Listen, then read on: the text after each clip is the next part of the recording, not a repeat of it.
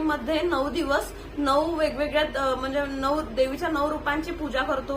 आणखी 9 प्रकारच्या 9 दिवस 9 माळा आपण देवीला अर्पण करतो। 9 दिवस 9 प्रकारचे नैवेद्य आपण देवीला दाखवतो। तर मी आजच्या व्हिडिओमध्ये तुम्हाला सांगणार आहे की नवरात्रीचे 9 दिवसाचे देवींचे 9 वेगवेगळी रूपे कोणती, कोणकोणता 9 दिवशी कोणकोणता नैवेद्य आपण देवीला द्यावा, कोणत्या 9 प्रकारच्या माळा आपण अर्पण कराव्या, हे चला तर हे मी तुम्हाला आजच्या व्हिडिओमध्ये डिटेल सांगणार आहे।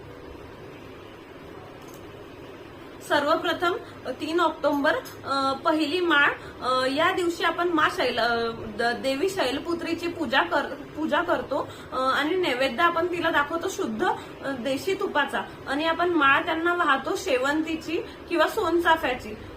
ही देवी निर्दोषता, शांतता व शक्ती दर्शवते।